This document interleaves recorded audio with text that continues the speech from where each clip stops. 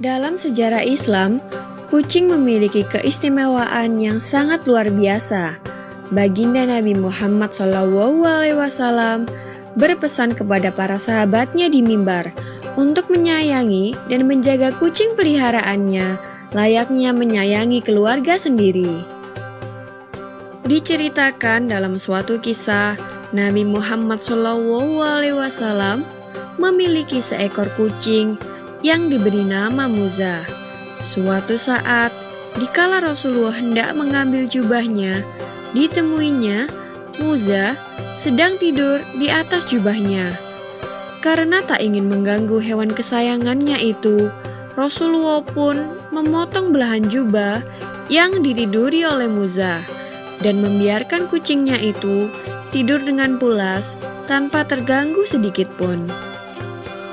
Ketika Nabi Muhammad SAW kembali ke rumah, Muza nampak sudah terbangun dan merunduk sujud kepada majikannya. Sebagai balasannya, Rasulullah pun menyatakan kasih sayangnya dengan mengelus lembut ke badan kucing itu sebanyak 3 kali. Dalam aktivitas lain, setiap kali Rasulullah menerima tamu di rumahnya, Nabi selalu menggendong Muza dan menaruhnya di paha.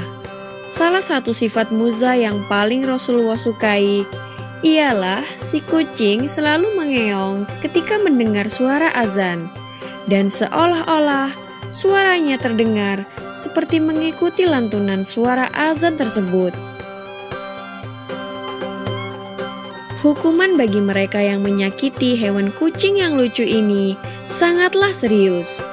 Dalam sebuah hadis Sahih Al-Bukhari, dikisahkan tentang seorang wanita yang tidak pernah memberi makan kucingnya dan tidak pula melepas kucingnya untuk mencari makan sendiri. Nabi Muhammad SAW menjelaskan kepada sahabat bahwa hukuman bagi wanita ini adalah siksa neraka.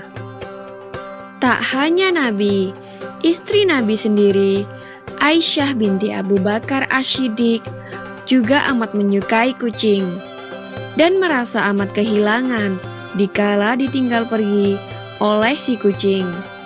Seorang sahabat yang juga ahli hadis, yaitu Abdurrahman bin Shah al-Asdi, diberi julukan Abu Hurairah atau Bapak para kucing jantan karena kegemarannya dalam merawat dan memelihara berbagai kucing jantan di rumahnya.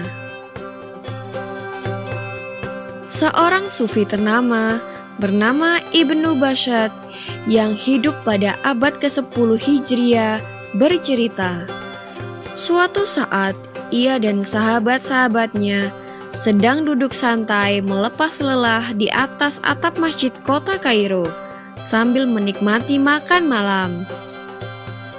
Ketika seekor kucing melewatinya, Ibnu Bashad memberi sepotong daging kepada kucing itu.